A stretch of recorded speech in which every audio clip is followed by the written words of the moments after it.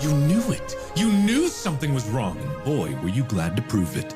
With the Event Horizon Protocol initiated, the ship was finally freed from the devastating effects of the wormhole.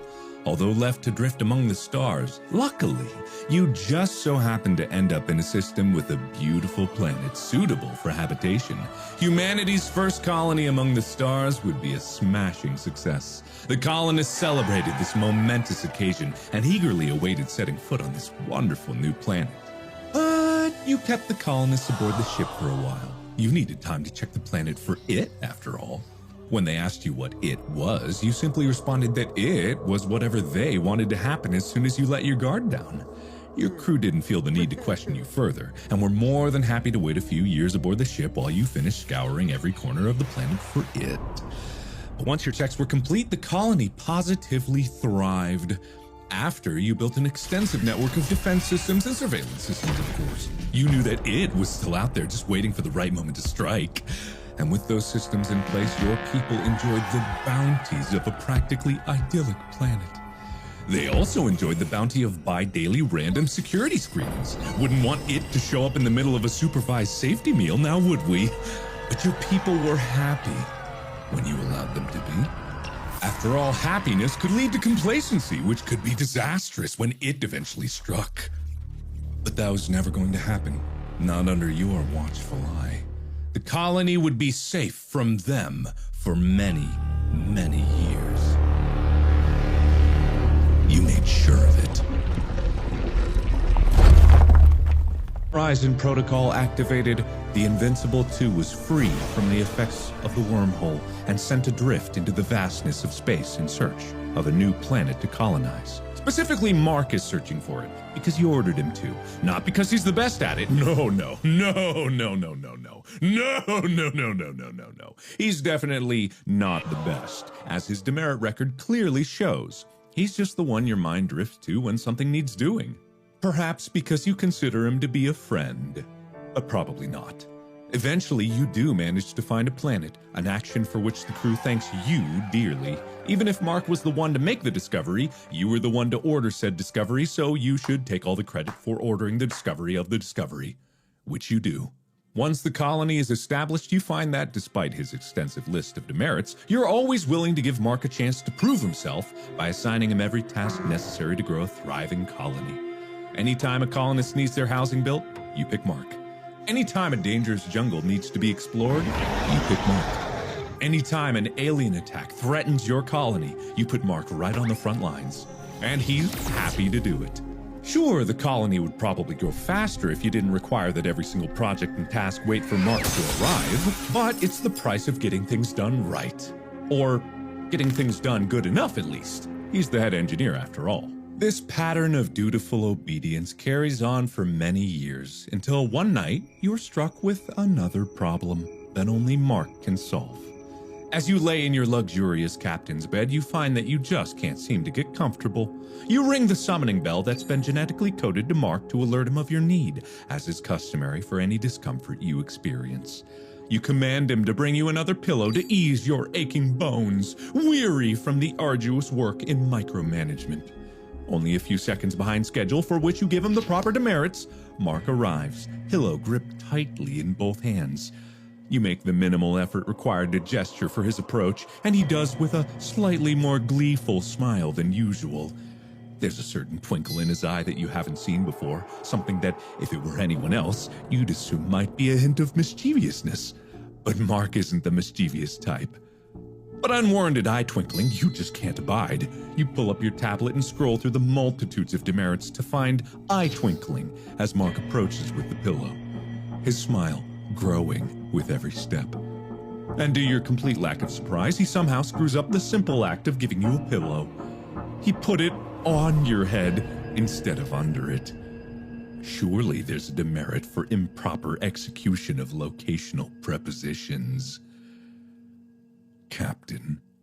Despite the captain's best efforts, it seems that they could do nothing to prevent the demise of their people. Every cryopod on the ship was filled with naught but dust and darkness. No one to carry the light of humanity across the stars. No one to fill the empty halls of the ship. No one save for the captain. And yet the captain persevered. In the darkness, in the gloom. The ship was dead, but there were rations aplenty. The ship was stocked to feed an entire colony, of course, so the captain was never left wanting, at least when it came to food. The loneliness, that was another story entirely. The captain did what they could in setting up a small distress beacon, but the gulf between the stars is vast. Vast enough to make even the speed of light seem woefully inadequate. And so, the captain spent the rest of their days eating tuna fish and peanut butter and jelly sandwiches by the light of a small blinking beacon that shouted silently into the void. The last dying cry of the Invincible 2.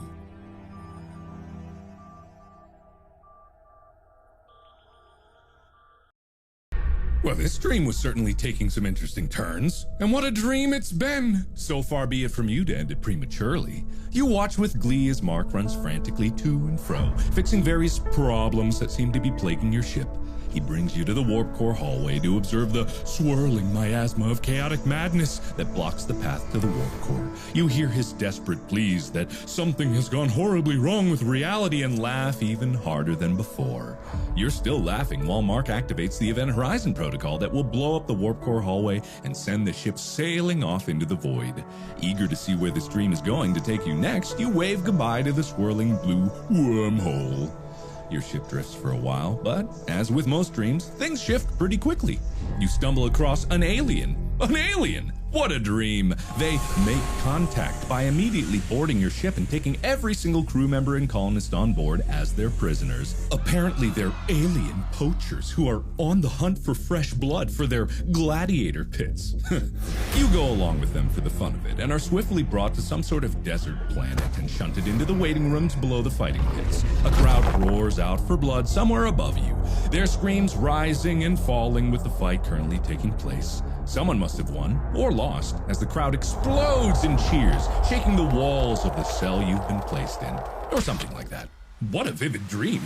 While the rest of the crew weeps or sobs or begs or does some combination of the three, you find yourself idly perusing the weapons that have been laid out before you.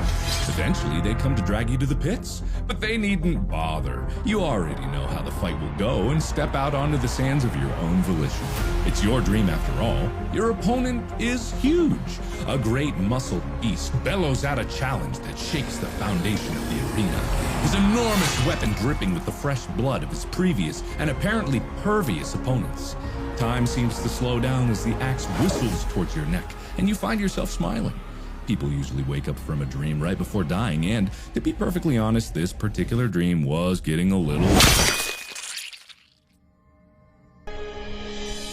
And though you mourned the loss of your good friend Mark, it seemed like his demise was barely a hindrance on your continued success. Although the loss of the warp core meant that the Invincible 2 could only traverse the stars by conventional means, it just so happened that the wormhole dropped you in a system with a habitable planet. A planet that seemed even better than the one that Mark had picked out. You personally led the scouting team down to the surface, always leading from the front. Together, you established humanity's first colony among the stars. You spent the rest of your days shepherding these people, your crew, your family. You were the one to break ground on the first new building of your glorious colony. You were the one to deliver the first baby born on another planet. You were the one to teach that baby all through his life because no one else could do it as well as you. You were the one to grow all the crops because no one else could be trusted to do it but you. You watched over every moment of every colonist's lives. You grew old while the colony grew strong. A fair trade in your eyes. And on your deathbed, surrounded by loving friends and family, you rested easy knowing that the colony would live on. But not that easy. You had this lingering suspicion that the moment that you passed away, everything would turn to chaos and everyone would die. Oh well, nothing more you can do, even though you're trying very hard to do so.